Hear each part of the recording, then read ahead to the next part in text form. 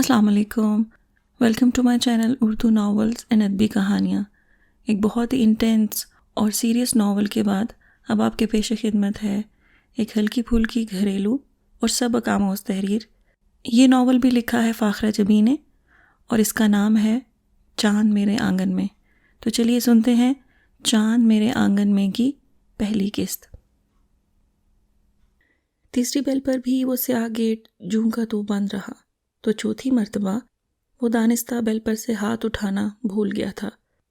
1.5 دن کے خار کر دینے والے سفر کے بعد اگر ایک بندہ اپنی ٹوٹی پھوٹی حالت سمیت گھر کے دروازے پر کھڑا ہو اور گھر والے اس کی آمد کی اطلاع دیتی گھنٹی پر کان دھرنے کو تیار نہ ہو، تو پھر وہی حربہ اختیار کیا جا سکتا تھا جو اس نے کیا تھا۔ چند لمحوں بعد اس نے بیل پر سے ہاتھ ہٹائے بغیر اپنی دراز قامت کا فائدہ اٹھاتے ہوئے قدرے اچک کر گیٹ کے اس پار دیکھا تھا، جہاں سے ایک محترمہ بھاگتی کم اور لڑھکتی ہوئی زیادہ چلی آ رہی تھی۔ انہیں دیکھ کر بآسانی یہ بات سمجھ میں آ گئی تھی کہ گیٹ اب تک کیوں نہیں کھلا۔ معلوم نہیں محترمہ کب تک یہاں پہنچیں گی۔ وہ قدرے جھنجھلا کر سیدھا ہوا، تبھی گیٹ کھلا اور فوراً ہی 12 من وزنی دھمکی برآمد ہوئی۔ اگر تم نے فوراً سے پیشتر بیل پر سے ہاتھ نہیں اٹھایا تو میں گملہ اٹھا کر تمہارے سر پر دے ماروں گی۔ اور اس نے واقعی فوراً سے پیشتر اپنا ہاتھ ہٹا لیا تھا، کیونکہ ان محترمہ کے ڈیل ڈول کو دیکھ کر اندازہ ہو گیا تھا کہ انہیں زیادہ غصہ آ گیا تو کچھ بعید نہیں کہ وہ اسے ہی اٹھا کر گملے پر دے ماریں۔ جی مجھے ظہیر نعمان کہتے ہیں، میری بلا سے تیر کمان کہتے ہوں۔ یہ بتائیے یہاں کس خوشی میں نازل ہوئے ہیں؟ اس کی بھرپور شائستگی کے جواب میں ایسا سناتا تیر پھینکا گیا تھا کہ وہ بس آنکھیں جھپکتا رہ گیا تھا۔ دیکھیے جی، میں کمال صاحب سے ملنے آیا ہوں، وہ میرے تایا۔ کیا؟ وہ لڑکی ایک دم چیخ پڑی تھی۔ آپ ظہیر نعمان ہیں؟ وہی والے نا جو ہمارے خاندان کے پہلے اور شاید آخری چارٹرڈ اکاؤنٹنٹ بنے ہیں؟ جی، یہ نادانی مجھ ہی سے سرزد ہوئی ہے۔ اس نے بڑی انکساری سے اپنا جرم تسلیم کر لیا تھا کہ اب کھڑے رہنے کی تاب ختم ہو چکی تھی، مگر آفرین ان محترمہ پر جو اسے اندر بلانے کے بجائے خود اندر کی جانب لڑھک گئی تھیں۔ سد شکر کہ گیٹ کھلا تھا، سو وہ طویل سانس لے کر سر جھٹکتا ہوا بیگ اٹھا کر گیٹ پار کر گیا تھا۔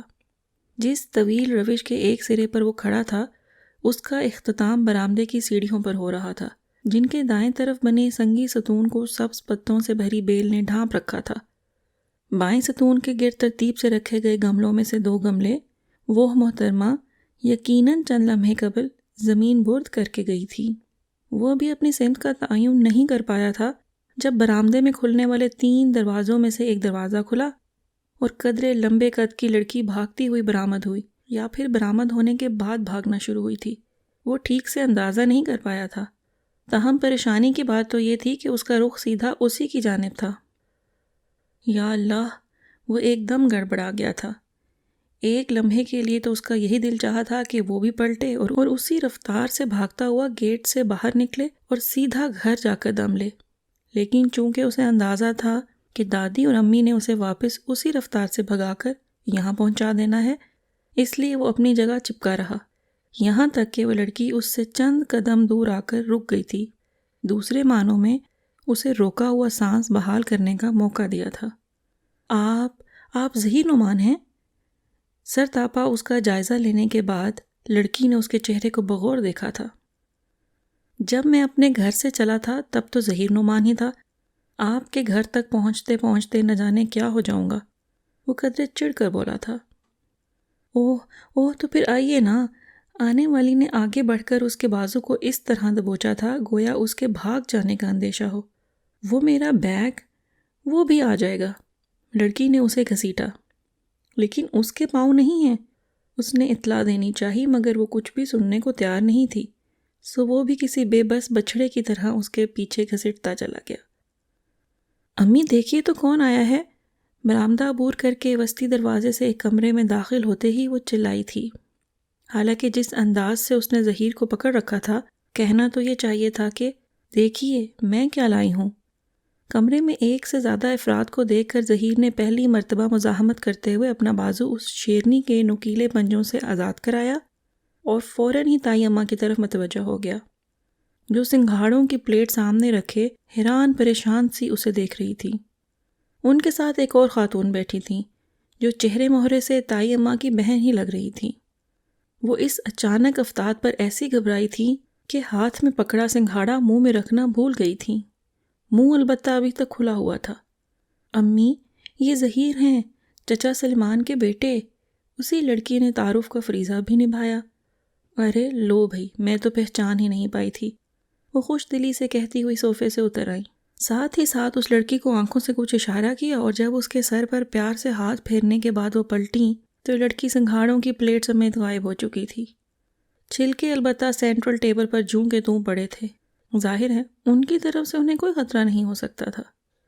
ماشاء اللہ، قد کاٹ تو بہت اچھا نکالا ہے، اسے بیٹھنے کا اشارہ کرتے ہوئے تائی اماں نے ستائشی نظروں سے اس کا جائزہ لیا تھا، جبکہ دوسری خاتون بھی آنکھوں ہی آنکھوں میں اس کا پوسٹ مارٹم کر رہی تھی۔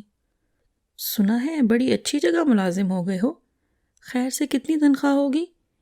وہ ابھی ڈھنگ سے بیٹھنے بھی نہ پایا تھا جب تائی اماں نے سوال داغ دیا۔ کچھ زیادہ نہیں تائی اماں، بس یہی 20-22 ہزار۔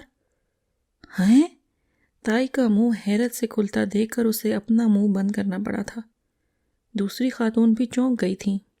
ماشاء اللہ، تائی اماں نے قدرے سنبھلتے ہوئے کہا۔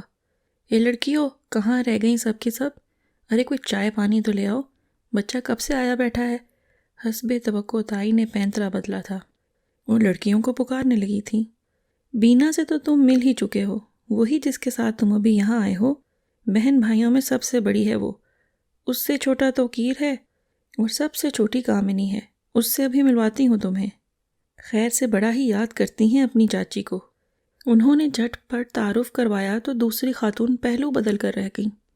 یہ کامنی تو ابھی کل ہی ذکر کر رہی تھی کہ کسی روز چاچی سے ملنے جائیں گے، لیکن تمہارے تایا مصروف ہی اتنے رہتے ہیں کہ بس یہ بیٹا چائے بنا رہی ہو کہ پائے گلا رہی ہو۔ انہوں نے بات ادھوری چھوڑ کر بینا کو پکارا۔ ظہیر نعمان اس دوران پورے کمرے کا جائزہ لے چکا تھا۔ تائی اماں کی بار بار پکار کا یہ اثر ہوا تھا کہ جلد ہی چائے اور دیگر لوازمات سے بھری ٹرالی اس کی نگاہوں کے سامنے تھی۔ یہ کامنی ہے، تائی کے کہنے پر اس نے سر اٹھا کر دیکھا تھا۔ یہ وہی محترمہ تھیں جنہوں نے گیٹ کھولا تھا۔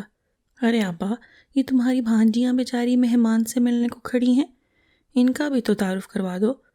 دوسری خاتون زیادہ دیر برداشت نہ کر سکیں، کہہ ڈالا۔ تائی اماں نے بظاہر مسکراتے ہوئے اور حقیقتاً مردودنیوں کو ہزار کوسنوں سے نوازتے ہوئے تعارف کروانا شروع کر دیا جو بینا کے ساتھ اس کمرے میں آدم کی تھی۔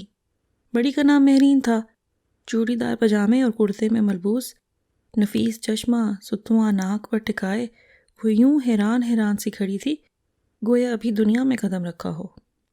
اس سے چھوٹی کا نام نازنین تھا۔ معلوم ہوا اسپورٹس کی شوقین ہے، غالباً اسی لیے اس کے ہاتھ میں اس وقت بھی ریکٹ نظر آ رہا تھا۔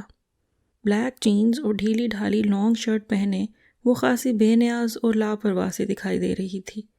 جب تک تعارف ہوتا رہا تب تک وہ خالی پلیٹ ہاتھ میں لیے اپنے چیختے چلاتے معدے کو صبر کی تلقین سے نوازتا رہا جو بیچارہ صبح سے خالی تھا۔ خدا خدا کر کے وہ چاروں بلائیں اس کے سر سے ٹلیں، تب کہیں جا کر اسے پیٹ پوجا کا موقع ملا۔ اور سناؤ بیٹا، تمہاری امی اور دادی تو بالکل ٹھیک تھی نا؟ جی ہاں، بالکل خیریت سے تھیں، امی نے سلام بھجوایا ہے آپ کو، اس نے چائے کا گھونٹ بھرتے ہوئے جواب دیا۔ ارے بھائی، ہمیں بھی تو پتہ چلے کیا بھجوایا ہے ہماری دیورانی جی نے۔ ایک تیز سی آواز عقب سے ابھری تھی۔ ظہیر نے پلٹ کر دیکھا، چھوٹی تائی اپنی اکلوتی صاحبزادی کے ساتھ خرامہ خرامہ چلی آ رہی تھی۔ سلام بھجوایا ہے آپ کی دیورانی جی نے، بڑی تائی اماں نے لفظوں کو چبا کر جواب دیا۔ چھوٹی تائی کی آمد انہیں سخت ناگوار گزری تھی۔ خالی خولی سلام؟ خیر، یہاں کس چیز کی کمی ہے؟ چھوٹی تائی نے کندھے جھٹکے اور پھر اپنی بیٹی کی طرف متوجہ ہوئیں۔ ظہیر، پہچانا تم نے اسے؟ فروا ہے، ہماری اکلوتی بیٹی، ایک آدھ دفعہ گئی تھی تمہارے ہاں بچپن میں۔ وہ بڑے طنزی انداز میں مسکرائی تھیں۔ بغیر کمبل اور ہیٹر کے ریشمی لحافوں میں سکڑ کر سونا پڑا تو اگلے ہی روز اپنے پاپا کے ساتھ واپس آ گئی تھی۔ ان کے لہجے سے آتی عمارت کی بو نے ظہیر کا دل متلا دیا تھا۔ ہاں، کافی سال پرانی بات ہے، آئندہ یہ آئیں گی تو فل ہیٹڈ روم میں انہیں شاید کمبل اوڑھنے کی ضرورت بھی نہیں ہوگی۔ اس نے بہت اطمینان سے ٹانگ پر ٹانگ جمائی تھی۔ تائی اماں کے چہرے پر مسکراہٹ رنگ گئی تھی، جبکہ چھوٹی تائی جوس پوس ہوتے ہوئے اٹھ کھڑی ہوئی تھیں۔ اچھا بھائی، میں تو شاپنگ کے لیے نکل رہی تھی، دیر ہو جائے گی اس لیے چلتی ہوں۔ وہ لمحوں میں دہلیز پار کر گئی تھیں۔ Okay, see you again. وہ اپنے ہی دھیان میں تھا جب فروا کا مومی ہاتھ اس کی نظروں کے سامنے آ گیا۔ اس نے ایک لمحے کے لیے نظر اٹھا کر دیکھا، فیروزی رنگ کے قیمتی سوٹ میں اس کا دودھیا رنگ دمک رہا تھا، دھان پان سا وجود تھا، سراہی دار گردن نے نیکلس کا بوجھ بھی جانے کیسے اٹھا رکھا تھا۔ اس کے چہرے پر پرخلوص سی مسکراہٹ دیکھ کر اس کا ہاتھ بے اختیاری حرکت میں آ کر اس نازک ہاتھ کو ذرا سا چھو گیا تھا۔ تائی اماں معنی خیز انداز میں کھنکھارنے لگی تھی، مگر وہ بے نیاز سا بن کر وہاں سے اٹھ گیا تھا کہ اب وہ آرام کرنا چاہتا تھا۔ آج تک اس کی سمجھ میں یہ بات نہیں آئی تھی کہ اس کی دادی اور ماں آخر کس دنیا کی مخلوق ہیں۔ معلوم ہو جاتا تو انہیں ان کی دنیا میں پہنچا کر ہی دم لیتا۔ چلے مان لیا کہ وہ یعنی ظہیر نعمان اپنی بیوہ ماں کا اکلوتا بیٹا اور دادی کی آنکھ کا چاند تارا بلکہ پورا نظام شمسی شادی کے قابل ہو چکا ہے، مگر کیا یہ ضروری تھا کہ شادی بھی اسی خاندان کی لڑکی سے کی جاتی جس نے ابا کی وفات کے بعد انہیں پوچھا تک نہیں تھا، اور جس کے ہر فرد نے ان کے گھر پہ چھائے غربت کے سائے دیکھ کر اپنی آنکھیں ماتھے پر ٹانگ لی تھیں، بلکہ اس سے بھی کچھ اوپر، اور ناک اتنی اونچی کر لی تھی کہ اس سے آگے کبھی کچھ دیکھ ہی نہ سکے تھے۔ اور آج جب وہ ایک ایک سیڑھی طے کر کے ان کے برابر آ کھڑا ہوا تھا تو ان میں سے اکثریت نے نہ صرف اسے دیکھ لیا تھا بلکہ چوم چاٹ کر سینے سے بھی لگا لیا تھا، مگر اس کے باوجود ظہیر نعمان کی رائے ان کے بارے میں آج بھی وہی تھی جو کئی برس پہلے، یعنی یہ کہ اس خاندان میں کوئی فرد بھی ایسا نہیں تھا جسے قدر معقول کہا جا سکے۔ مگر اس کے باوجود دادی اور امی کی ضد تھی کہ شادی ہوگی تو اسی خاندان میں۔ ارے اتنا اچھا گھر بار، اتنا نیک اور فرما بردار بچہ، اتنی اچھی تنخواہ، بھلا مجھے کیا ضرورت پڑی ہے کہ باہر کی لڑکیوں کو لا کر عیش کرواؤں، جبکہ میرا اپنا خاندان بھرا ہوا ہے جوان بچیوں سے۔ یہ رائے خالصتاً دادی کی تھی، اور امی کی رائے کچھ اور کیوں کر ہو سکتی تھی۔ جھٹ تمیزدار بہو کی طرح اسبات میں سر ہلایا، ساس کی ہاں میں ہاں ملائی اور لے کے کڑوا گھونٹ پلا دیا ظہیر نعمان کو۔ کبھی جو اس بیچارے نے اس خود غرض خاندان کی ہسٹری پر روشنی ڈالنی چاہی تو دونوں خواتین نے مل کر اپنے بڑھاپے کا ایسا واسطہ دیا کہ اسے خاموش ہوتے ہی بنی۔ خدا جانے باہر کی لڑکیاں کیسی ہوں، ذرا کوئی اونچ نیچ ہو گئی اور تمہیں لے کر اس گھر سے چلتی بنی تو، اور اگر ہمیں ہی چونڈا پکڑ کر گھر سے نکال باہر کیا تو، نا میاں صاحبزادے، شادی تو تمہیں خاندانی لڑکی سے ہی کرنی پڑے گی، اور آخر کو دیکھی بھالی تو ہوگی نا، پھر اپنا خون اپنا ہی ہوتا ہے۔ دادی طویل دلائل دیتی اور تمیزدار بہو جھٹ سے اور کیا کہہ کر اپنے نمبر بڑھوا لیتی۔ کبھی ناخن بھی گوشت سے جدا ہوتا ہے، ہاں تو اور کیا، اپنا مارے گا بھی تو چھاؤں میں ڈالے گا، یعنی مار کھانے کا ارادہ پکا ہے آپ لوگوں کا۔ وہ کرس کا رہ گیا تھا، مگر انہوں نے اپنی قصیدہ خانی میں محاوروں کی ایسی مار ماری کہ وہ اگلے ہی روز بیگ اٹھا کر نکل کھڑا ہوا تھا خاندانی دلہن کی تلاش میں۔ اور یہاں آ کر وہ سخت مایوس ہوا تھا۔ کوئی لڑکی بھی تو ایسی نہ تھی جسے دیکھ کر اس کے دل کا تار محبت کے انوکھے سر بجانے لگے۔ چلو یہ نہ صحیح، کم از کم وہ عادات و اطوار ہی دکھ جاتے جن کی بنا پر وہ دادی اور امی کو فون کھڑکا دیتا کہ لیجئے آپ کی خاندانی بہو ڈھونڈ لی گئی ہے۔ یہاں تو بڑے تایا کی بینا تھی جو اس عمر میں بھی اودھم مچانے اور کتکڑے لگانے کو تیار تھی۔ دادی تو اسے دوسرے دن ہی چوٹی سے پکڑ کر نکال باہر کرتی، اور پھر کامنی، اسے تو دنیا میں بھیجا ہی کھانے کے لیے گیا تھا، مگر اب امی میں اتنا دم خم کہاں تھا کہ دیگیں پکا پکا کر بہو کے سامنے رکھتی، اور کامنی کی تو چوٹی بھی نہ تھی، گھر سے باہر نکالنے کو دادی کو یقیناً کرین کا استعمال کرنا پڑتا۔ اور بڑے ناز نخرے والی محترمہ فروا بیگم، چھوٹے تایا کی اکلوتی صاحبزادی، وہ تو اس کے میک اپ، جیولری اور شاپنگ کا بوجھ اٹھا کر اگلے ہی روز کنگال ہو کر سسرال والوں کے سامنے ناک رگڑ رہا ہوتا۔ تو اب باقی کون رہ گیا تھا؟ صرف ایک چچا، جن کی زوجہ محترمہ ایک زمانے میں پھوڑ اور بدسلیقہ کے نام سے جانی جاتی تھی۔ اگر ان کی بیٹی کا انتخاب کرتا تو 4 جوتوں کی مار سہتا، 2 امی کے اور 2 دادی کے۔ خیر دونوں خواتین سلیقہ مندی اور سگھڑ پن میں اپنی مثال نہیں رکھتی تھیں، تو پھر اب کیا کیا جا سکتا تھا؟ یہ وہ سوال تھا جس نے ظہیر نعمان کو زج کر دیا تھا۔ تو پھر اب یہی کیا جا سکتا ہے کہ الیو صبح جاگوں اور پہلی ٹرین سے واپس جا پہنچوں اور صاف صاف کہہ دوں کہ مجھے شادی نہیں کرنی۔ اس نے اکتا کر فیصلہ کیا اور دروازہ کھول کر باہر آ گیا۔ ارد گرد کے کمروں میں مکمل خاموشی تھی۔ وہ لاؤنج سے ہوتا ہوا برآمدے میں آ گیا جہاں بائیں ستون کے ساتھ گملے ابھی بھی اوندھے پڑے تھے۔ وہ طویل سانس لے کر سر جھٹکتا ہوا آگے بڑھا۔ بڑے تایا اور چھوٹے تایا دونوں اسی کوٹھی کے علیحدہ علیحدہ پورشنز میں رہتے تھے۔ گیٹ کے اطراف میں دونوں لان تھے اور دونوں ہی اس وقت آباد تھے۔ ایک طرف چھوٹے تایا اور تائی خوش گپیوں میں مگن تھے تو دوسری طرف بینا اور کامنی شام کی چائے سمیت موجود تھیں۔ وہ ابھی سوچ ہی رہا تھا کہ اسے کس طرف قدم بڑھانے چاہیے کہ کامنی کی نظر اس پر پڑ گئی۔ ظہیر بھائی جان، اس نے پوری قوت سے پکارا تھا۔ پھر وہ تو خاموش ہو گئی، مگر جان کی بازگشت کافی دیر تک سنائی دیتی رہی۔ وہ خام خواہ خجالت محسوس کرتا ہوا ان کے سامنے جا بیٹھا۔ تبھی ہارن کی تیز آواز نے انہیں چونکا دیا۔ یہ فروا تھی جو بڑی تمکنت سے سفید گاڑی میں بیٹھی اسے ساتھ چلنے کی دعوت دے رہی تھی۔ چند لمحے سوچنے کے بعد اس نے وہیں بیٹھے بیٹھے معذرت کی تو فروا کے چہرے پر یکلخت ہی ناراضی کے آثار نمودار ہو گئے تھے، اور اگلے ہی لمحے وہ زن سے گاڑی لے کر گیٹ سے باہر نکل گئی تھی۔ مزاج دیکھو محترمہ کے، نہ شکل نہ عقل، مولی نہ ہو تو۔ بینا نے چڑھ کر اسے دیکھا تھا۔ مولی نہیں، پھیکا شلجم، کھی دونوں بہنیں ایک دوسرے سے سر ٹکرا کر زور زور سے ہنسنے لگی تھیں۔ وہ ہونک سا بنا ان کو دیکھتا رہا۔ چند لمحوں کے بعد اس کی طرف متوجہ ہوئیں تو ادھر ادھر کی باتیں کرنے کے بعد وہ اٹھ کھڑا ہوا۔ ارے کہاں چل دیے آپ؟ صبح میں واپس جا رہا ہوں، سوچا ابھی چچا جان سے ملاؤں۔ بینا کے استفسار پر اس نے سرسری انداز میں بتایا۔ جواباً وہ پھر کہے لگانے لگی تھی۔ تو یوں کہیے نا، غریب آباد جا رہے ہیں جہاں غریب قومیں بستی ہیں۔ اس کے لہجے میں تضحیک کا عنصر نمایاں تھا۔ جی ہاں، اور جہاں بچے اسکول سے واپس آنے کے بعد یہ نہیں پوچھتے کہ آج کیا پکا ہے، بلکہ یہ پوچھتے ہیں کہ آج کون سی دال پکی ہے۔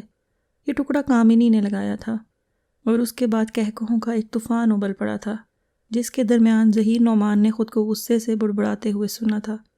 اور یہاں اس کی ساری ہمدردیاں چچا جان کے ساتھ اس لیے بھی تھیں کہ بڑے اور چھوٹے تایا ابا کے ستیلے بھائی تھے اور چچا ابا کے سگے بھائی تھے۔ برے حالات میں اگر کسی نے دادی یا امی کی تھوڑی بہت معاونت کی بھی تھی تو وہ چچا فیضان ہی تھے۔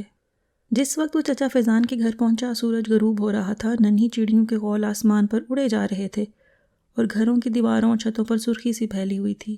اس نے دروازے کی کنڈی کھٹکھٹائی تو کچھ دیر انتظار کے بعد جو چہرہ دروازے پر نمودار ہوا وہ چچی جان کا تھا۔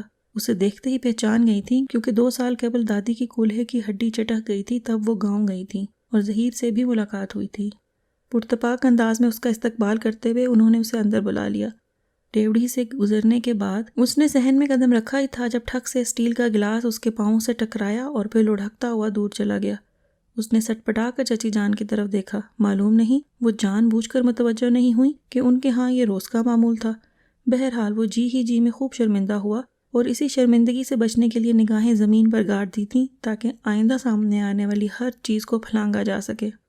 تب ہی اس کی آنکھوں کے سامنے زنانہ چپل میں مقید 2 پاؤں آ گئے تھے، اور اس سے پہلے کہ وہ انہیں پھلانگنے کی تدبیر کرتا 2 ہاتھ آگے بڑھے تھے اور اسے دھکا دے کر کئی فٹ پیچھے دھکیل دیا گیا تھا۔ اس نے ہڑبڑا کر نگاہ اٹھائی۔ تب تک وہ آندھی و طوفان کی مانند اپنا رخ دوسری سمت میں بدل گئی۔ ایک نظر میں وہ بس ماتھے پر پڑی سلوٹ نہیں دیکھ سکا تھا۔ یا اللہ! وہ سر جھٹکتا ہوا فوراً چچی جان کے پیچھے کمرے میں داخل ہو گیا تھا۔ چچی اسے بٹھا کر خود باہر نکل گئیں۔ کیا اونٹوں کی طرح منہ اٹھائے چلی آ رہی تھی، اور 1000 بار تمہیں کہا ہے کہ دوپٹہ ہر وقت اوڑھا کرو۔ وہ بیٹھ کر سانس بحال کر رہا تھا جب چچی کی غسیلی آواز کانوں سے ٹکرائی۔ وہ بھی تو شتر بے مہار کی طرح چلا آ رہا تھا، کم از کم آپ ہی آواز دے کر اطلاع دے دیتی۔ اب میں کام کیا کروں یا اس تمبو کو سنبھالا کروں؟ جواباً جھنجھلا کر کہا گیا تھا، اور ظہیر کو چونکہ شتر بے مہار کا خطاب پسند نہیں آیا تھا اس لیے اس نے ارادتاً اپنی توجہ ادھر ادھر کر لی تھی۔ جس کمرے میں وہ بیٹھا تھا اسے یقیناً ڈرائنگ روم کے طور پر استعمال کیا جاتا تھا۔ 6 کرسیاں تھیں جو کمرے کی بائیں دیوار کے ساتھ لگی تھیں۔ ان کے سامنے ایک لکڑی کی میز تھی جس پر بچھے سفید کور پر چائے کا داغ خاصا نمایاں تھا۔ دائیں دیوار کے ساتھ چارپائی بچھی ہوئی تھی، اس پر البتہ دھلی دھلائی چادر موجود تھی۔ چارپائی کی پائنتی کی طرف سٹینڈ والا پنکھا کھڑا تھا جو غالباً استعمال میں نہ ہونے کے باعث گرد و غبار سے اٹا ہوا تھا۔ سامنے کی دیوار کے اوپر ایک آئینہ لگایا ہوا تھا اس آئینے کے عین نیچے چھوٹی سی میز پر چھوٹا سا ٹیپ رکھا ہوا تھا۔ آئینے کے برابر میں کھونٹی تھی جس پر 2 ایک سوٹ لٹک رہے تھے۔ اس کے برابر کمرے کا دروازہ تھا جہاں سے باہر صحن کا منظر صاف دکھائی دے رہا تھا۔ صحن کے وسط میں جو چارپائی بچھی ہوئی تھی اس پر ایک اسکول بیگ اور ڈھیروں ڈھیر کتابیں بکھری ہوئی تھیں۔ چارپائی کے پاس ہی جوگرز اور ان سے ابلتی ہوئی جرابیں تھیں۔ برآمدے کے ستون کے ساتھ غالباً کسی زمانے میں بیل لٹکائی گئی تھی۔ اب وہاں صرف ایک خشک گملہ اور ستون سے لپٹا ہوا دھاگا موجود تھا۔ عجیب بے ترتیبی سی پورے گھر میں نظر آ رہی تھی۔ بد سلیقہ ماں کی پھوڑ بیٹی اس کے ذہن میں گونجا اور وہ بس تعصب سے سر ہلا کر رہ گیا۔ تبھی چچی جان چلی آئیں۔ ادھر ادھر کی باتیں شروع ہو گئیں۔ 15-20 منٹ بعد چچی جان پہلو بدلنے لگیں۔ کبھی منہ ہی منہ میں بڑبڑاتی، ادھر ان کی صاحبزادی دوپٹہ سر پر تانے سٹر پٹر کرتی کبھی ڈیہڑی کی طرف جاتی، کبھی واپس کچن میں آتی اور کبھی دروازے کی اوٹ سے ماں کو شیشی کر کے اپنی طرف متوجہ کرنے کی کوشش کرتی۔ اب معلوم نہیں چچی کی سماعتوں میں نقص تھا یا وہ باتوں میں اس قدر مگن تھی کہ وہ بیچاری ہر بار ہی ناکام و نامراد پلٹ جاتی۔ تھوڑی دیر بعد جب شیشی کا سلسلہ مفقود ہو گیا اور کچن سے ڈیوڑی تک کی آمد و رفت بھی مفقود ہو گئی، تب چچی جان اٹھ کر باہر نکل گئیں۔ میں پوچھتی ہوں آج کی تاریخ میں چائے بنے گی کہ نہیں؟ کچن اس کمرے کے بالکل برابر میں تھا، لہٰذا آواز خود بخود سنائی دے گئی تھی۔ چائے گھنٹے سے بنا رکھی ہے، لے جائیے۔ ارے خالی چائے لے جا کر اس کے سر پر انڈیلوں گی کیا؟ سر پر انڈیلیے یا اس میں ڈبکی لگوائیے میری بلا سے، میں کیک پیسٹریاں کہاں سے لا کر سجا دوں؟ عجیب جلا کٹا سا انداز تھا۔ ظہیر پہلو بدل کر رہ گیا تھا۔ گھنٹے بھر سے کسی بچے کو ڈھونڈ رہی ہوں، خدا خدا کر کے بلو ملا تو دکاندار نے کہہ دیا کہ ادھار اگلے چوک پر۔ اب بیچارہ اگلے چوک پر جا کر تو ادھار بسکٹ لانے سے رہا، اپنا سا منہ لے کر واپس آ گیا۔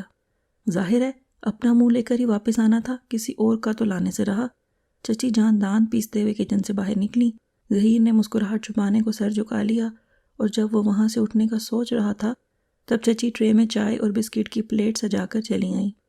ارے چچی جان، آپ نے خام خواہ تکلف کیا، مجھے ضرورت محسوس ہوتی تو میں خود آپ سے کہہ دیتا۔ وہ کہے بغیر نہ رہ سکا۔ جواباً چچی جان نے بس مسکرانے پر ہی اکتفا کیا تھا۔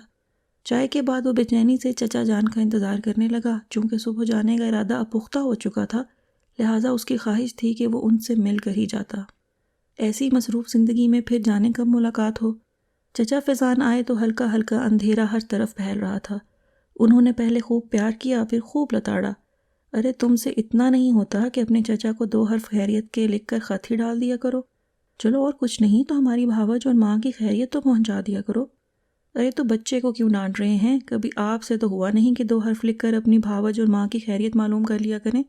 چچی جہاں لحاظ کرنے والوں میں سے نہیں تھیں، تو چچا کو بھی کھری کھری سنا دیں۔ ارے بھائی میں تو ٹھہرا بال بچے دار، 1000 بکھیرے ہیں، سینکڑوں ذمہ داریاں ہیں، اور یہ تو ابھی چھڑا چھانٹ ہے۔ کل کو بیوی بچے ہوں گے تو شاید ملنے پر بھی کہنے لگے کہ کون سے چچا، کہاں کے چچا؟ کیوں میاں ظہیر؟ چچا جان بوجھ کر اسے چھیڑنے لگے۔ وہ حقیقتاً بہت خوش ہوئے تھے اس کی آمد پر۔ مرحوم بھائی کو گویا اس کی صورت میں چلتے پھرتے دیکھ رہے تھے۔ پھر برسوں بعد کوئی ایسا ملا تھا جس سے جی بھر کے اپنے گاؤں کی، وہاں کے لوگوں کی اور سب سے بڑھ کر اپنی ماں کی باتیں کی تھیں۔ بڑے دونوں بھائی اسی شہر میں تھے، مگر ستیلے پن اور عمارت کی چکا چوند نے فاصلے اس قدر بڑھا دیے تھے کہ کبھی اتفاقاً بھی سامنا ہوا تو نظریں چرا کر ادھر ادھر ہو گئے۔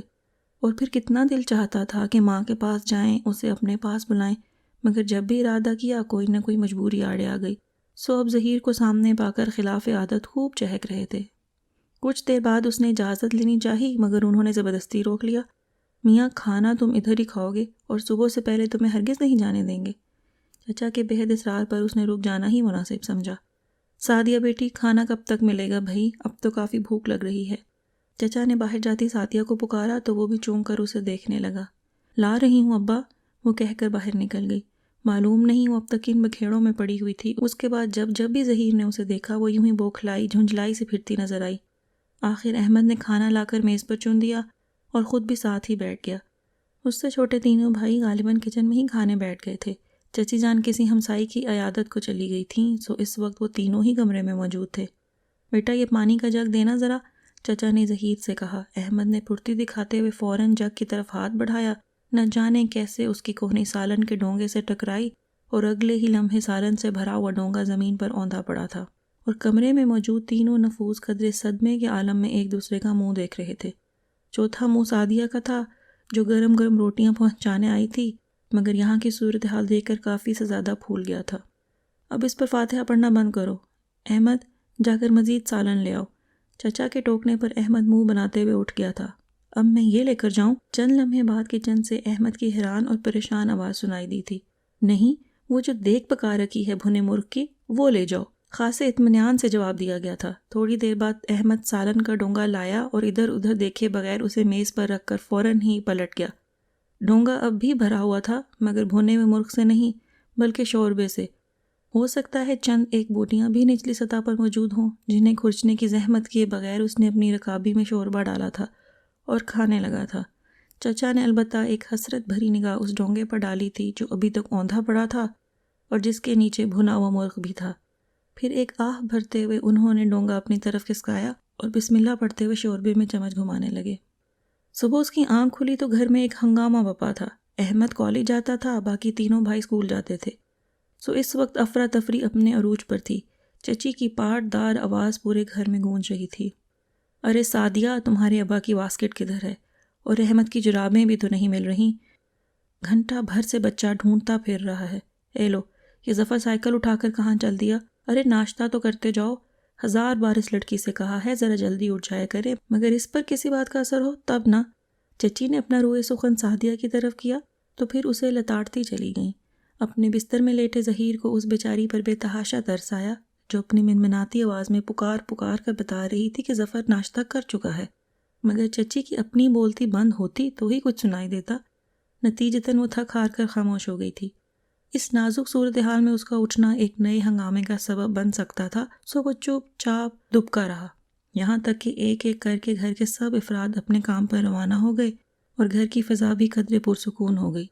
تب وہ اٹھا اور سیدھا باتھ روم میں گھس گیا۔ فریش ہو کر باہر نکلا تو چچی جو کچھ دیر پہلے دیوار پر سے کسی ہمسائی سے گفتگو فرما رہی تھی اب وہاں سے غائب ہو چکی تھی۔ وہ گیلا تولیہ صحن میں بندھی تار پر لٹکا کر کمرے کی طرف بڑھا تو کچن کے دروازے پر ٹھٹک کر رک گیا۔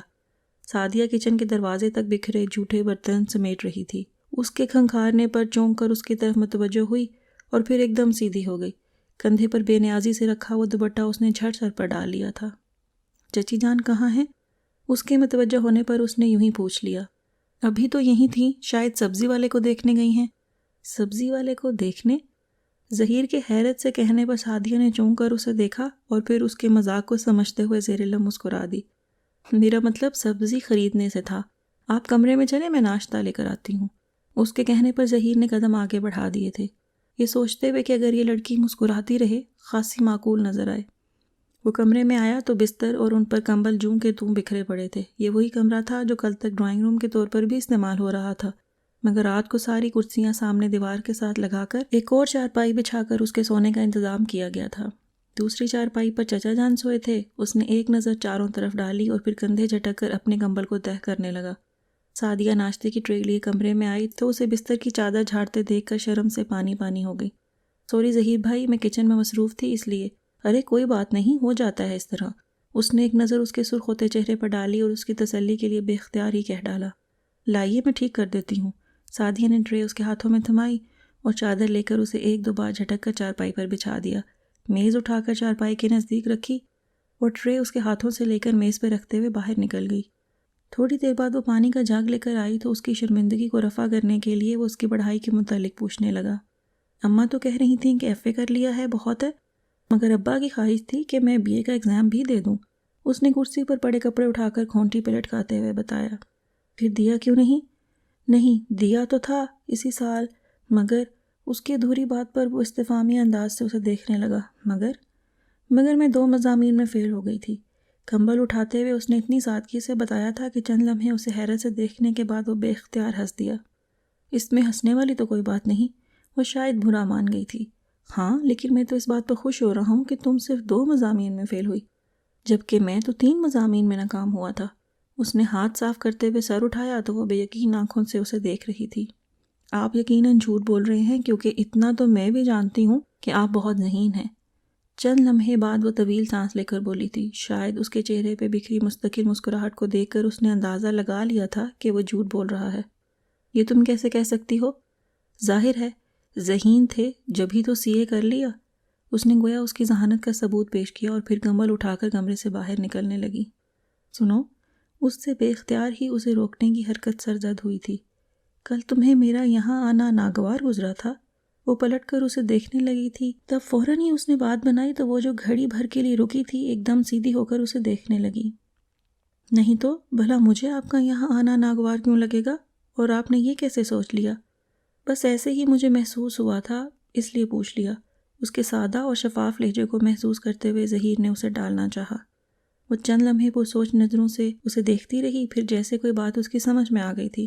کل میرا موڈ کسی اور وجہ سے خراب تھا، شاید اس لیے آپ کو محسوس ہوا ہو، ورنہ ایسی کوئی بات نہیں تھی، وہ عام سے انداز میں کہہ کر باہر نکل گئی تھی۔ ظہیر چند لمحے دروازے کو پرخیال نظروں سے دیکھتے رہنے کے بعد سیدھا ہو گیا تھا۔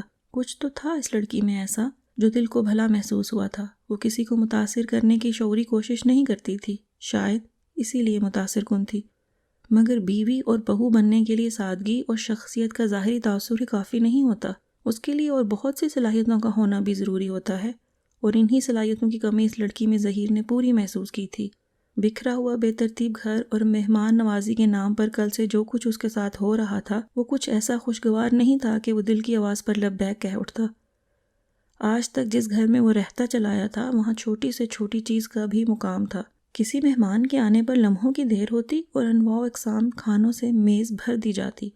دادی اگر سگڑ خاتون کے نام سے مشہور تھیں تو امی نے بھی سلیقہ مند بہو کا خطاب پورے وقار سے حاصل کیا تھا، لہٰذا ایسی خواتین کو سعدیہ جیسی بہو تو ایک آنکھ نہ بھاتی۔ خود وہ بھی ایک سلیقہ شعر نفاست پسند بیوی کا خواہش مند تھا، لہٰذا دل کی ہر خواہش کے ساتھ ساتھ چچا اور چچی کو بھی خدا حافظ کہہ کر وہ اسی شام گھر واپس چلا آیا تھا۔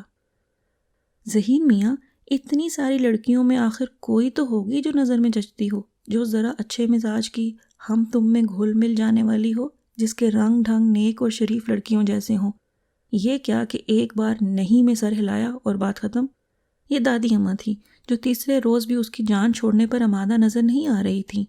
امی نے تو اس کی نہیں کو حرف آخر سمجھ کر چپ سادھ لی تھی، مگر دادی اماں، فائل بند کر کے دراز میں رکھتے ہوئے اس نے پلٹ کر دیکھا، دادی اس کے بیڈ پر آلتی پالتی مارے بیٹھی تھیں اور قدرے خفا خفا سی لگ رہی تھی۔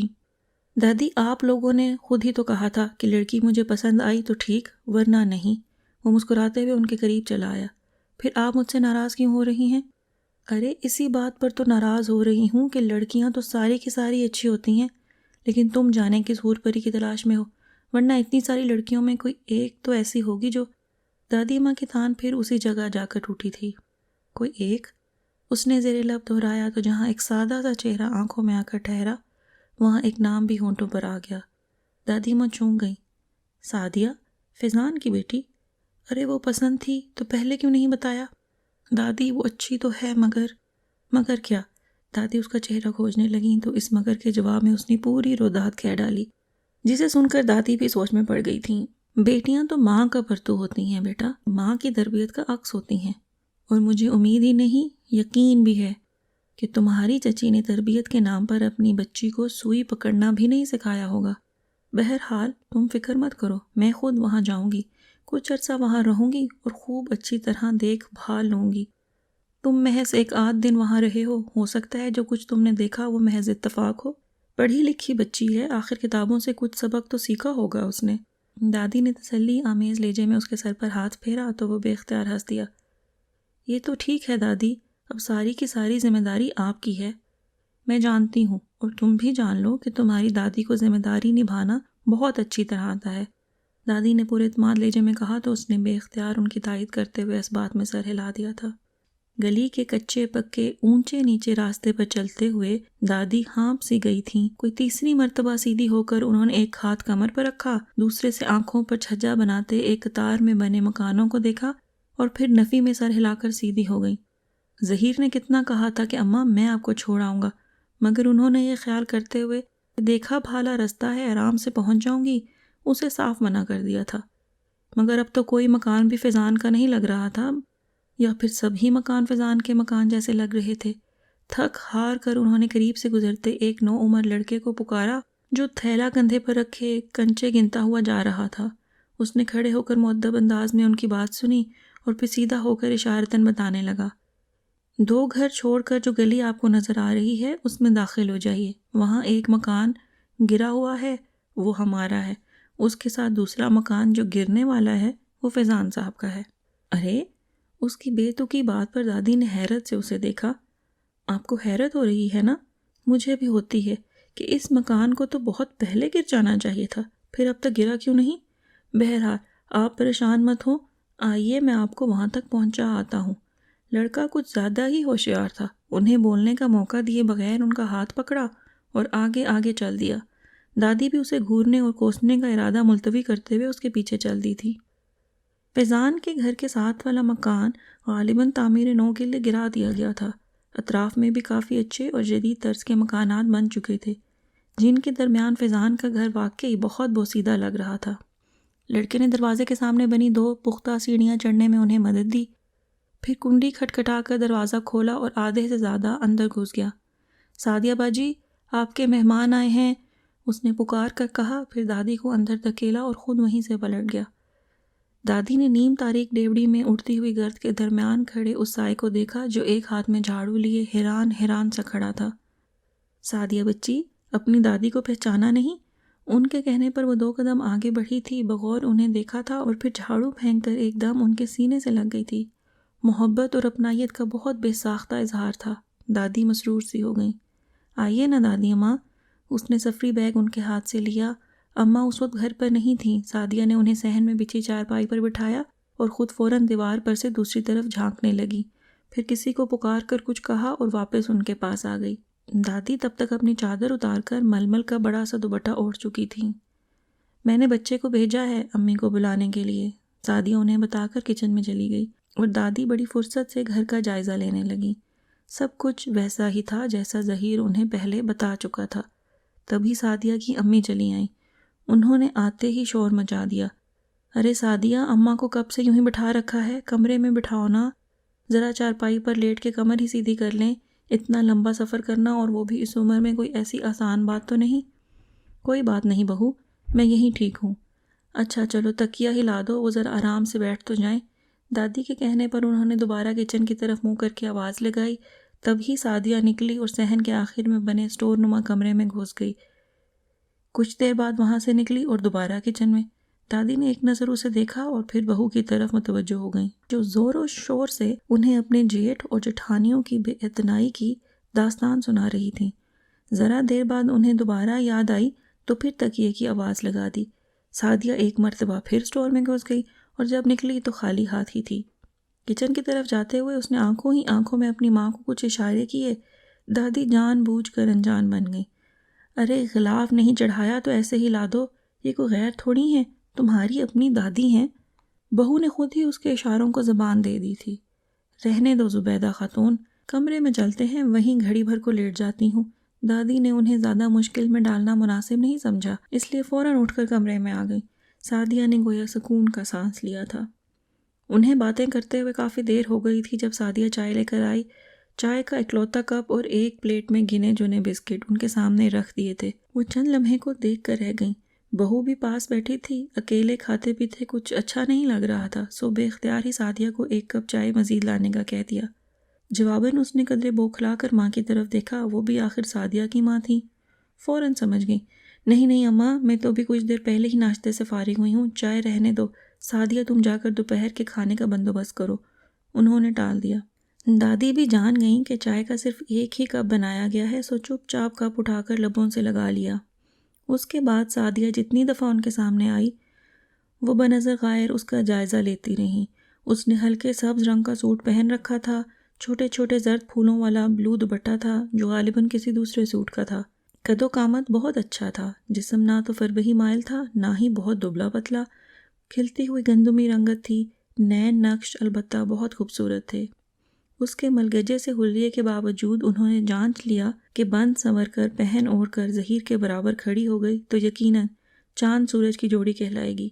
سوچ ہی سوچ میں ان دونوں کو برابر کھڑے دیکھا تو بے اختیار ہی ایک نرم سی مسکراہٹ ان کی لبوں کو چھو گئی۔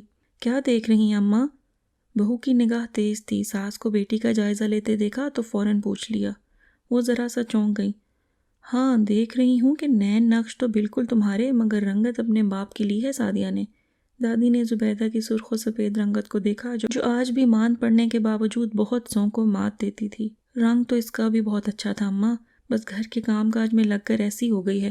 ویسے اپنے ظہیر نے بھی قد کاٹ خوب نکالا ہے، ماشاءاللہ، بچپن میں تو ایسا دبلا پتلا سا ہوا کرتا تھا۔ زبیدہ خاتون نے چابک دستی سے بات ظہیر کی طرف موڑی اور پھر قدر اشتیاق سے پوچھنے لگیں، ظہیر کی شادی وادی کا کیا پروگرام بنایا ہے ثریا آپا نے؟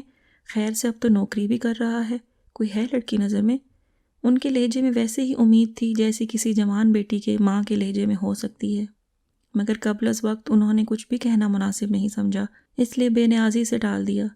اللہ جانے کیا پروگرام ہے دونوں ماں بیٹے کا، میں نے تو ثریا پر چھوڑ دیا ہے۔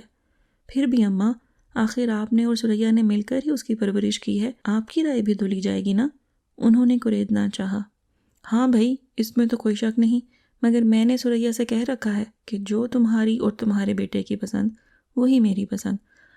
اب دیکھو نا، زندگی تو ظہیر نے گزارنی ہے، اس لیے لڑکی بھی اسی کی پسند سے لائی جائے تو میرے خیال میں کوئی مذائقہ نہیں۔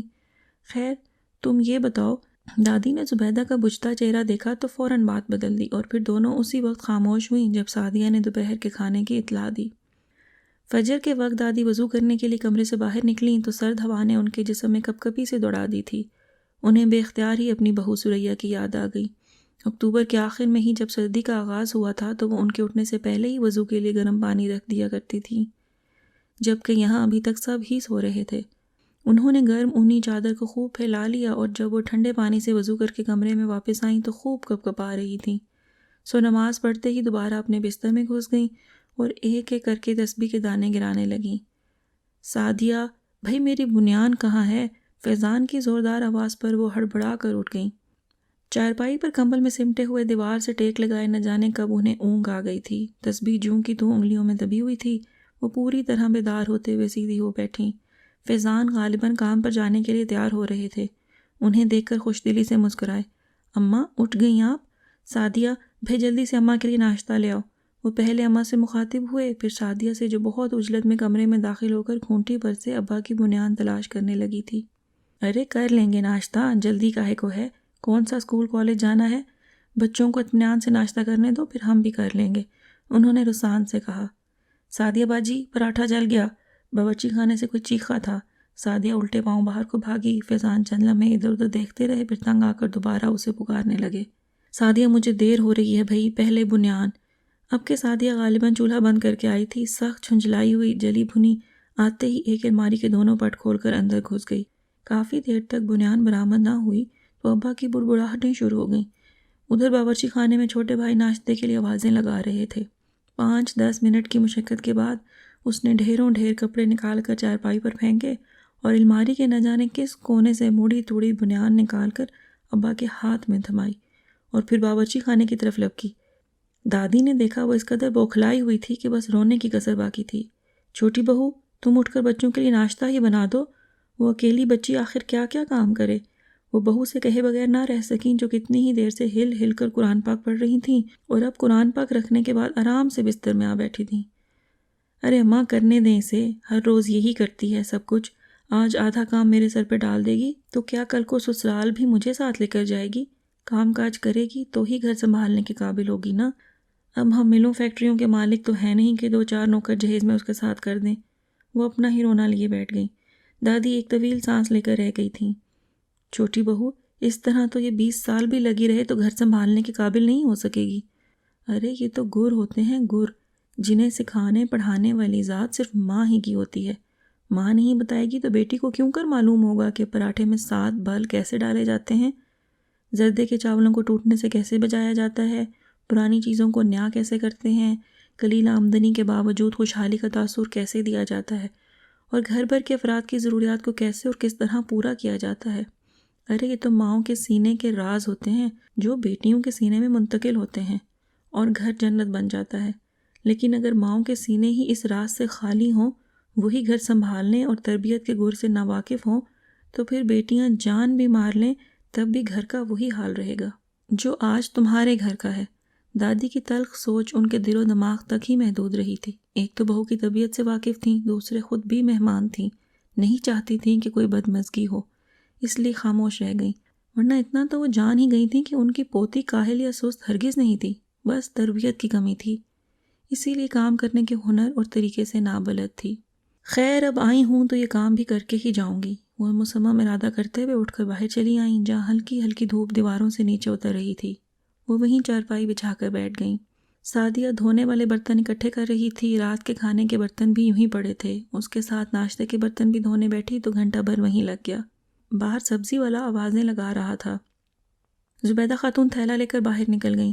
دادی چارپائی پر نیم دراز سعدیہ کی سرگرمیوں کا جائزہ لینے لگیں۔ برتن دھو کر کچن میں رکھنے کے بعد اس نے کمروں سے بستر اکٹھے کیے اور جھاڑو لگانے لگی۔ صحن میں جھاڑو دینے کے بعد وہ ڈیوڑی تک پہنچی تھی جب زبیدہ خاتون سبزی لے کر آ گئیں۔ اے سعدیہ، ٹوکری اور چھری لا کر دو، میں تمہیں سبزی بنا دوں۔ دادی کے ساتھ چارپائی پر بیٹھتے ہی انہوں نے آواز لگائی۔ سعدیہ جھاڑو ڈیوڑی میں رکھ کر کچن میں گئی، ٹوکری اور چھری لا کر اماں کے سامنے رکھی اور پھر سے جھاڑو اٹھا لی۔ ابھی 2 منٹ گزرے ہوں گے جب زبیدہ خاتون نے پھر سے پکار لیا۔ اس دفعہ پیاز اور لہسن منگوایا تھا۔ اس کے بعد جو سبزی زبیدہ خاتون تیار کرتی گئیں اس کے چھلکے اور کچرا چارپائی سے نیچے صحن میں پھینکتی گئیں۔ دادی جتنی دیر وہاں بیٹھی رہیں انہیں اختلاج قلب ہوتا رہا۔ سعدیہ، مرغیوں کو دانہ ڈالا کہ نہیں؟ زبیدہ خاتون نے اچانک یاد دلایا تو وہ سر پہ ہاتھ مار کر رہ گئی۔ جلدی میں کوڑا اکٹھا کر کے ڈیوڑی میں ہی دیوار کے ساتھ لگایا، وہیں جھاڑو رکھی، پھر پانی اور دانہ لے کر چھت پہ چلی گئی۔ وہاں سے واپس آئی تو دودھ والا دروازہ کھٹکھٹا رہا تھا۔ اس سے دودھ لے کر ابلنے کے لیے چولہے پر رکھا اور خود فرش پر کپڑا پھیرنے لگی۔ زبیدہ خاتون سبزی کچن میں رکھنے گئیں تو دودھ سارا ابل کر دیگچی سے باہر آ رہا تھا۔ انہوں نے چولہا بند کیا اور خود شروع ہو گئیں۔ سعدیہ روحانسی ہو کر چپ چاپ سنتی رہی۔ ایک آدھ بار چپکے سے اسے آنسو صاف کرتے دیکھا تو دادی کو اس پر بے تحاشا ترس آیا، مگر چونکہ ابھی بولنے کا موقع نہیں تھا اس لیے خاموش رہیں۔ دودھ کا کام نپٹا کر وہ کپڑے دھونے بیٹھ گئی تھی۔ واشنگ مشین کی سہولت نہیں تھی سو یہ کام بھی ہاتھ سے ہی کرنا تھا۔ ابھی 2-4 کپڑے ہی دھو پائی تھی جب زبیدہ خاتون نے دہائی مچا دی۔ 12 بجنے کو آئے ہیں، بچے اسکول سے واپس آنے والے ہیں، ان بیچاروں کو کچھ کھانے کو بھی ملے گا کہ نہیں؟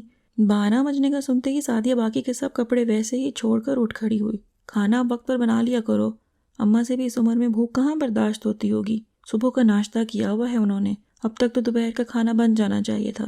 زبیدہ خاتون نے اسے لتاڑا تو ان کے قریب سے گزرتے ہوئے سعدیہ کے قدم جیسے زمین نے روک لیے تھے۔ صبح کا ناشتہ؟ اس نے جیسے غائب دماغی سے دادی کو دیکھا جو بڑی نرم مسکراہٹ چہرے پہ سجائے کہہ رہی تھیں، اب میں اتنی پیٹو بھی نہیں کہ 12 بجے ہی دوپہر کا کھانا کھانے بیٹھ جاؤں، 1-1:30 تو بج ہی جاتا ہے ہمیں بھی۔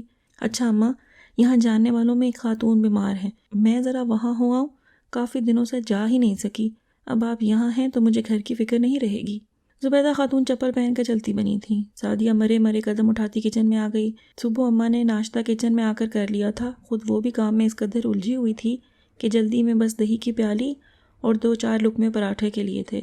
دادی سے ناشتے کا پوچھا تھا تو اس وقت انہوں نے انکار کر دیا تھا کہ بچے اسکول چلے جائیں پھر اطمینان سے ناشتہ کر لیں گے۔ انہوں نے یقیناً اس پر کام کی زیادتی کے سبب منع کیا تھا، مگر وہ ایسی بھولی کہ اب 12 بجنے کو آئے تھے اور دادی اس وقت سے بھوکی تھیں۔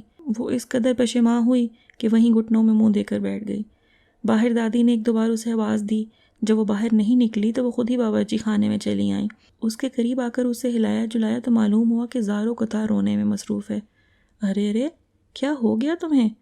ان کا اتنا کہنا بھی غضب ہو گیا تھا کہ اگلے ہی لمحے وہ ان کے گلے میں باہیں ڈالے پھوٹ پھوٹ کر رو رہی تھی۔ دادی ماں، قسم سے مجھے بالکل بھی خیال نہیں آیا، آپ صبح سے بھوکی بیٹھی ہیں اور تو اس میں رونے والی کون سی بات ہے بھائی؟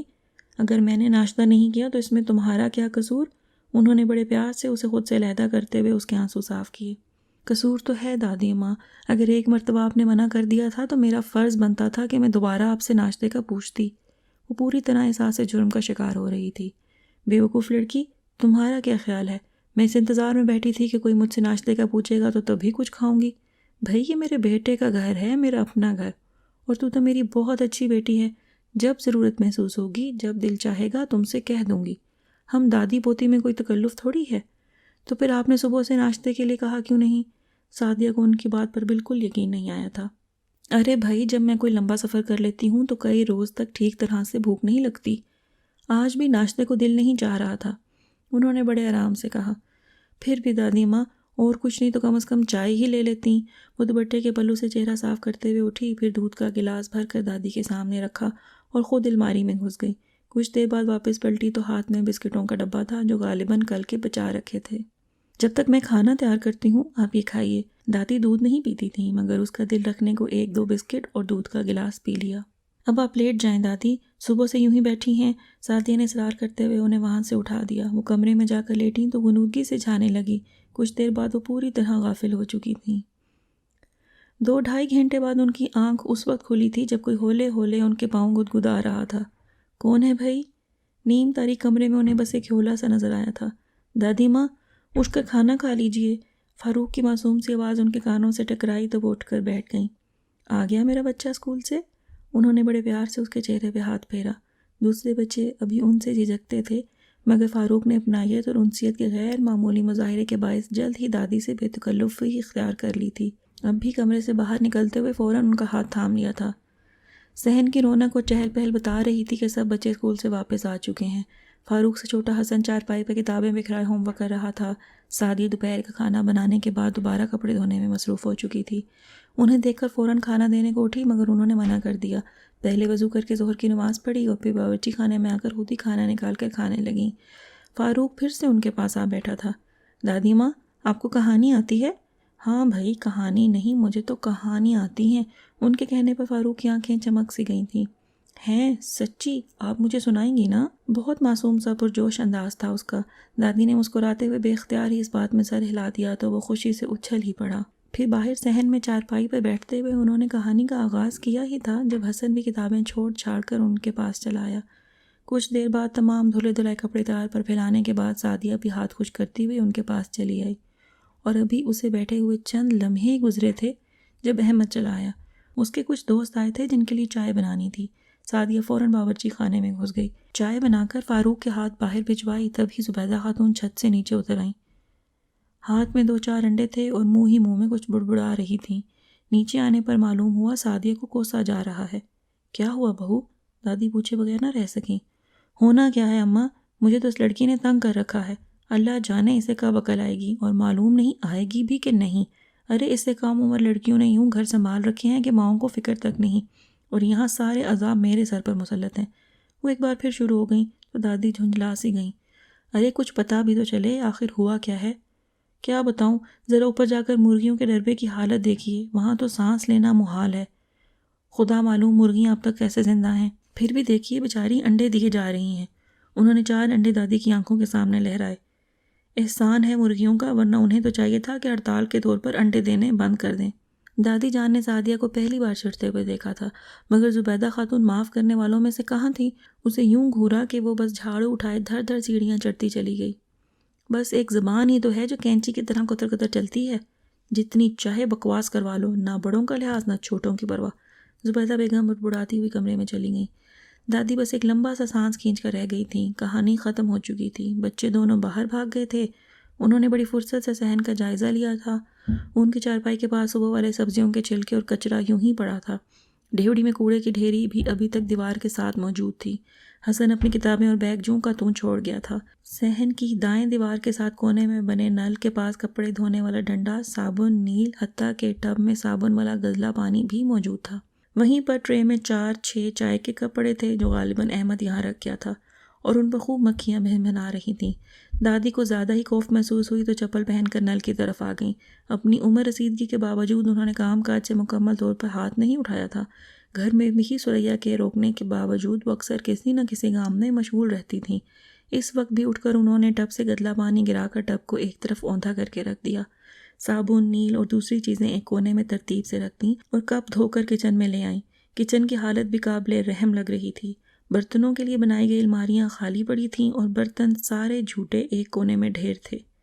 ہنڈیا اور ڈوئی پر مکھیاں بھنبھنا رہی تھیں۔ دودھ والی دیگچی کا بھی تقریباً یہی حال تھا۔ چولہے پر کہیں خشک آٹا گرا ہوا تھا تو کہیں گھی کے داغ دھبے موجود تھے۔ ایک جگہ ذرا سا پانی گرا ہوا تھا جس پر چلنے پھرنے کے باعث کیچڑ سا بن گیا تھا۔ ان کا دل وہاں ایک لمحہ ٹھہرنے کو بھی نہیں چاہ رہا تھا، حالانکہ یہی باورچی خانہ تھا جو صبح ٹھیک ٹھاک لگ رہا تھا۔ تبھی سعدیہ چلی آئی۔ ملگجہ گرد آلود لباس، بکھرے ہوئے بال، تھکن زدہ اترا ہوا چہرہ۔ معلوم نہیں دوپہر میں بھی اس نے ڈھنگ سے کھانا کھایا تھا کہ نہیں۔ اور اگر ظہیر کی ماں سریا ایک بار بھی سعدیہ کے حلیے اور اس گھر کو دیکھ لے تو زندگی بھر اسے بہو بنانے کو تیار نہ ہو۔ انہوں نے دل ہی دل میں سوچا، مگر چونکہ وہ اس ناممکن کو ممکن بنانے کا تہیہ کیے بیٹھی تھیں، اس لیے سعدیہ کو دیکھ کر خوش دلی سے مسکرا دیں۔ دادی ماں، کچھ چاہیے تھا آپ کو؟ انہیں باورچی خانے میں کھڑا دیکھ کر فوری طور پر اس کے ذہن میں یہی بات آئی تھی۔ ہاں بیٹی، 1 کپ چائے چاہیے، مگر میں خود ہی بنا لیتی ہوں، تم ذرا مجھے چینی پتی وغیرہ پکڑا دو۔ وہ چولہے کے پاس بیٹھنے لگی، مگر سعدیہ نے بسط اصرار انہیں وہاں سے اٹھا دیا اور خود چائے بنانے لگی، مگر چائے کا پانی ابھی ابلنے بھی نہ پایا تھا کہ جب احمد اجلت میں چلا آیا۔ اس کا بٹن ٹوٹ گیا ہے، ذرا جلدی سے لگا دو۔ اس نے شرٹ سعدیہ کے ہاتھ میں تھمائی اور خود باتھ روم میں گھس گیا۔ سعدیہ شرٹ لے کر سیدھی اسٹور میں گھس گئی تھی۔ تھوڑی دیر بعد وہاں سے ہونک سا چہرہ لیے باہر نکلی۔ سعدیہ بیٹی کیا ڈھونڈ رہی ہو؟ اسے بوکھلائے سے انداز میں ادھر ادھر بھاگتے دیکھا تو دادی پوچھے بغیر نہ رہ سکیں۔ اماں سوئی نہیں مل رہی۔ وہ ایک ڈونگا ہاتھ میں لیے سوئی کھوج رہی تھی اور ڈونگے میں نہ جانے کیا علم غلم ٹھوسا ہوا تھا۔ سعدیہ تولیا کہاں گیا؟ باہر سے احمد چیخا تھا۔ مجھے کیا پتا، مجھے بتا کر کیا ہے؟ جواباً وہ بھی چلائی تھی۔ سوئی ڈھونڈنے کے عمل میں ذرا تیزی آ گئی تھی۔ اوف، وہ تو پوچھ لیا کرو نا اس سے کہ وہ کہاں گیا ہے۔ احمد اب آئینے کے سامنے جا کھڑا ہوا تھا۔ بٹن لگ گیا ہے تو جلدی سے شرٹ دے دو، باہر میرا دوست انتظار کر رہا ہے۔ لگا رہی ہوں، تھوڑا صبر تو کرو۔ احمد کو ٹال کر وہ کمرے میں گھسی تھی۔ اماں چادر لیے اونگھ رہی تھیں، جلدی سے انہیں جگایا۔ اماں کل آپ قمیض کی ترپائی کر رہی تھیں، سوئی کہاں رکھی تھی؟ اس نے اجلت میں پوچھا۔ اماں بیچاری کچی نیند سے جاگی تھیں، جواباً ٹکر ٹکر اس کی شکل دیکھتی رہیں۔ اوفو اماں جلدی بتائیں نا، اس نے ایک بار پھر انہیں جھنجھوڑا۔ ارے بھائی، کھونٹی پہ پڑی ہے قمیض۔ ان کے کہنے پر وہ تیر کی طرح کھونٹی کی طرف لپکی اور پھر ان کی بات سمجھ کر اپنا سر پیٹتے ہوئے واپس پلٹی۔ اماں میں سوئی کا پوچھ رہی ہوں، مگر اماں دوبارہ چادر کے پیچھے گم ہو چکی تھیں۔ سعدیہ کیا کر رہی ہو تم؟ اب تک ایک بٹن نہیں لگا تم سے؟ احمد اس کے سر پر کھڑا پوچھ رہا تھا۔ اسے اور کچھ نہیں سوجھا تو ادھر ادھر ہاتھ مارنے لگی۔ سوئی نہیں مل رہی احمد، میں ڈھونڈ رہی ہوں نا، تم تھوڑا سا انتظار کر لو۔ اس نے بڑی بیچارگی سے کہا تو احمد بس اسے دیکھ کر رہ گیا۔ اگر وہ اس سے 1 سال بڑی نہ ہوتی تو اب تک وہ بری طرح برس چکا ہوتا۔ اس گھر میں بندہ گم جائے تو وہ نہیں مل سکتا، سوئی کیا خاک ملے گی؟ وہ دانت پیس کر کہتا ہوا الماری کی طرف بڑھ گیا۔ الماری کھول کر ریسی کے بعد جو شرٹ اسے ملی وہ اس قدر مڑی ٹوڑی حالت میں تھی کہ پہننے کے قابل نہیں لگ رہی تھی۔ وہ بڑبڑاتا ہوا کھونٹی کی طرف گیا۔ وہاں ایک شرٹ میلی حالت میں پڑی تھی، باقی 2 باہر تار پر بھیگی لٹک رہی تھیں، اور جب تک سعدیہ نے سوئی دھاگا ڈھونڈ کر اس کی شرٹ پر بٹن ٹانکا تھا وہ اپنے موجودہ حلیے سمیت اپنے دوست کے ساتھ جا چکا تھا۔ اماں ٹھیک کہتی ہیں، مجھے کبھی عقل نہیں آئے گی، مجھے عقل آ ہی نہیں سکتی۔ آنسو خود بخود اس کی آنکھوں میں بھاگے چلے آ رہے تھے۔ احمد اپنی میلی سی مسلی ہوئی شرٹ میں اپنے دوستوں کے سامنے کس قدر شرمندہ ہو رہا ہوگا، یہ سوچ سوچ کر ہی اسے رونا آ رہا تھا۔ کتنی کوشش کرتی تھی وہ کہ ہر کام اپنے وقت پر ٹھیک ٹھاک طریقے سے ہو جائے، کسی کو اس سے شکایت نہ ہو، مگر کتنی بار عہد کرنے کے باوجود ہر بار یوں ہی ناکام ہو جاتی تھی۔ کوئی ایک کام بھی تو ڈھنگ سے نہیں ہوتا مجھ سے، میں واقعی بہت پھوڑ اور بدسلیقہ ہوں۔ وہ نازیہ اور مہوش بھی تو ہیں، انہیں میں نے کبھی پریشان ہوتے نہیں دیکھا۔ وہ ٹی وی VCR بھی دیکھتی ہیں، خود کو بھی مینٹین رکھتی ہیں، گھر بھی ہر وقت چمکتا رہتا ہے، اور میں کتنی کوشش کرتی ہوں مگر گھر کو صاف ستھرا نہیں کر سکتی۔ اس روز خالہ سکینہ بھی کتنی باتیں بنا کر گئی تھیں، اور وہ مینا مجھ سے ملنے آئی تھی، مگر کتنا مذاق اڑا کر گئی تھی میرا کہ لگتا ہے محلے کے خاکروب چھٹی پر ہیں اور اپنی جگہ سعدیہ کے لیے خالی کر گئے ہیں۔ اب میں ہر وقت اس کی طرح رنگ برنگی چوڑیاں اور کیوٹیکس کا خیال کیسے رکھا کروں؟ یہاں تو نہانے اور کپڑے بدلنے کا وقت بھی نہیں ملتا۔ سمجھ میں نہیں آتا کہ سعدیہ، وہ زور و شور سے رونے میں مصروف تھی جب باہر سے دادی نے پکار لیا۔ وہ کرنٹ کھا کر سیدھی ہو گئی۔ کیا سوچیں گی دادی، اس لڑکی کو رونے کے سوا اور کوئی کام ہی نہیں آتا؟ دل میں یہ خیال آتے ہی اس نے جھٹ اپنا چہرہ صاف کیا، دوپٹے کے پلو سے آنکھیں رگڑیں اور اٹھ کر باہر آ گئی۔ دادی کچن میں اس کے حصے کی چائے کپ میں ڈالے بیٹھی تھیں۔ انہوں نے اس کا بھیگا بھیگا چہرہ اور سرخ ہوتی آنکھیں دیکھیں، مگر پھر انجان بنتے ہوئے اسے ادھر ادھر کی باتوں میں لگا لیا۔ اس کے بعد انہوں نے دیکھا کہ وہ رات تک یوں ہی گھن چکر بنی رہی تھی، کبھی حسن کو حساب کے سوال سمجھا رہی تھی، کبھی فاروق کی کاپیوں پر اخبار چڑھا رہی تھی، دھلے ہوئے کپڑے اتار کر تہہ کر کے الماری میں رکھنے لگی تو ابا آ گئے۔ انہوں نے آتے ہی کھانا مانگ لیا تو وہ اجلت میں کپڑوں کا ڈھیر یوں ہی چارپائی پر رکھ کر ابا کے لیے کھانا گرم کرنے لگی تھی۔ پھر رات کے کھانے کی تیاری شروع ہو گئی۔ کھانا کھلانے کے بعد کمرے کی ترتیب ایک مرتبہ پھر بدلی گئی۔ چارپائیاں جو دن کے وقت کمرے سے باہر نکالی جاتی تھیں انہیں دوبارہ کمرے میں بچھا کر ان پر سب کے بسترے لگائے۔ بستر لگاتے ہوئے دھلے ہوئے کپڑوں کا ڈھیر اٹھا کر اس نے جیسے تیسے الماری میں ٹھونس کر الماری بند کر دی، اور دادی کو 100% یقین تھا کہ جس کسی نے بھی الماری کھولنے کی غلطی کی اس کا استقبال کپڑوں کے اسی ڈھیر سے ہوگا۔ اور پھر یہ غلطی بھی سعدیہ ہی سے اس وقت سرزد ہوئی تھی جب ابا نے اسے لوئی مانگ لی، اور الماری کھولتے ہی سارے کپڑے اس کے قدموں میں آ گرے تھے۔ اس نے سٹ پٹا کر ابا اور دادی کی طرف دیکھا اور ان دونوں کو باتوں میں مشغول دیکھ کر اس نے جلدی سے لوئی نکالی، کپڑوں کو الماری میں ٹھونسا اور ابا کو لوئی دے کر خود باہر آ گئی۔ چھت پر جا کر مرغیوں کا ڈبہ بند کیا، صحن میں بکھری چیزیں سمیٹیں اور تھکن زدہ وجود لیے کمرے میں آ گئی۔ اماں تو شام پڑتے ہی اپنی چارپائی سنبھال لیتی تھیں، اس وقت بھی وہ ہلکے ہلکے خراٹے لیتے ہوئے ارد گرد کے ماحول سے بے خبر لگ رہی تھیں۔ ابا ابھی تک دادی اماں کی پائنتی پر بیٹھے ان سے محو گفتگو تھے۔ وہ چپ چاپ اپنی چارپائی تک آ گئی اور ابھی اس نے اپنا لحاف کھولا ہی تھا جب ابا نے اسے پکار لیا۔ اماں کی ٹانگیں دبا کر پھر سونا۔ سریا آپا تو ہمیشہ ہی رات کو اماں کے پاؤں دبا کر سوتی ہیں۔ فیضان کے کہنے پر دادی نے فوراً انکار کر دیا کہ انہیں سعدیہ کی تھکن کا پورا احساس تھا، مگر سعدیہ ان کے انکار کو سنی انسنی کرتے ہوئے ان کی ٹانگیں دبانے لگی۔ دادی اماں نے چند منٹ انتظار کیا اور جوں ہی فیضان وہاں سے اٹھے انہوں نے فوراً اٹھ کر اسے روک دیا۔ ارے سارا دن بیٹھ بیٹھ کر مجھے کیا تھکن ہوگی بلا؟ کوئی بات نہیں دادی، میں صرف ابا کے کہنے پر تو ایسا نہیں کر رہی، مجھے اچھا لگ رہا ہے آپ کی خدمت کرنا۔ سعدیہ کے جواب پر وہ کھل کر مسکرائی تھیں۔ جیتی رہو بیٹی، سدا خوش رہو، لیکن ابھی تو میں بہت سارے دن ہوں تمہارے پاس، جتنی چاہے خدمت کر لینا۔ فی الحال تو یہاں میرے پاس آ کر لیٹو، ہم باتیں کرتے ہیں۔ دن بھر تو تم بہت مصروف رہتی ہو نا؟ دادی اسے بہت پیار سے کہہ رہی تھیں۔ اس نے ایک نظر اپنے حلیے پر ڈالی اور پھر چارپائی کے ایک طرف سے مٹ کر بیٹھ گئی۔ میں یہیں ٹھیک ہوں دادی ماں، آپ باتیں کریں۔ اس نے بڑے سبھاؤ سے انکار کیا تو دادی حیران سی ہو گئیں۔ تو بیٹی یہاں میرے پاس آنے میں کیا قباحت ہے؟ دادی ماں وہ 3 دن سے کپڑے نہیں بدلے، ہلدی مسالوں کی بو سے آپ کا جی مت لانے لگے گا، وہ بہت شرمندگی سے جھجکتے ہوئے بتا رہی تھی۔ تو بیٹی دن میں نہا دھو کر کپڑے بدل لیا کرو نا، انہوں نے بہت سرسری انداز میں کہا تھا تاکہ وہ مزید شرمندگی محسوس نہ کرے۔ دادی ماں وقت ہی نہیں ملتا، اس نے بے چارگی سے اپنی مجبوری بیان کی۔ اچھا خیر، تم یہ بتاؤ کہ یہاں آس پڑوس میں تمہاری کوئی سہیلی بھی ہے کہ نہیں؟ ایک لمحے کو ان کا دل چاہا تھا کہ اسے وقت بچانے کا طریقہ سمجھائیں، چھوٹی سے چھوٹی بات بتائیں، مگر پھر سوچا واز کا طریقہ اختیار کیا تو ہو سکتا ہے اگلے روز وہ ان کے پاس پھٹکے بھی نہ، لہٰذا اسے خود سے بے تکلف کرنے اور اس کی باقی ماندہ جھجک دور کرنے کے لیے وہ ادھر ادھر کی باتیں کرنے لگیں۔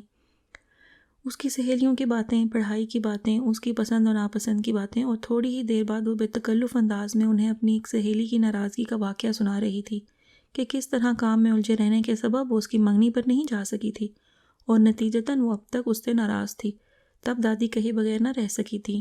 دیکھو سعدیہ بیٹی، وقت تو سب کے پاس ایک جتنا ہی ہوتا ہے، یعنی 24 گھنٹے، لیکن اس کے باوجود میں نے دیکھا ہے کہ کچھ لوگ وقت کی کمی کا شکار نظر آتے ہیں تو کچھ لوگ ایسے بھی ہوتے ہیں جو نہ صرف گھریلو ذمہ داریوں کو احسن طریقے سے نبھاتے ہیں بلکہ اپنے دوستوں اور رشتہ داروں سے اپنے بہترین تعلقات بھی بحال رکھتے ہیں۔ وجہ یہ نہیں ہوتی کہ وہ دن کو کھینچ کر لمبا کر لیتے ہیں یا ان کے پاس 24 گھنٹے کے بجائے 36 گھنٹے ہوتے ہیں، بات صرف اتنی سی ہوتی ہے کہ وہ اپنی زیرک نگاہی، اپنے مشاہدے، اپنی سمجھداری اور اپنی انتہائی صلاحیتوں کو استعمال کرتے ہوئے یہ بات جان لیتے ہیں کہ کون سا کام کیسے، کس طرح اور کس وقت پر کیا جانا چاہیے، کہ نہ صرف گھر کا انتظام بخوبی چلایا جا سکے بلکہ دوست احباب کو بھی شکوے شکایت کا موقع نہ ملے۔ لیکن دادی اماں اتنا سب کچھ ایک ساتھ کیسے ہو سکتا ہے؟ سعدیہ نے فوراً پوچھا تو دادی اس کی بے صبری پر مسکرا دی تھیں۔ یہ بھی بتاؤں گی بیٹی، لیکن پھر کسی وقت، اب کافی دیر ہو چکی ہے، اس لیے تم سو جاؤ، صبح تمہیں جلدی اٹھنا ہوتا ہے۔ انہوں نے جان بوجھ کر اسے ٹال دیا تھا، انہیں معلوم تھا کہ محض باتوں سے کوئی تبدیلی آئی بھی تو وہ ہرگز دیر پا ثابت نہیں ہوگی، لہٰذا وہ کسی موقع کی تلاش میں تھیں جب یہ سب اسے عملاً کر کے دکھا سکیں، اور خوش قسمتی سے یہ موقع انہیں بہت جلد مل گیا تھا۔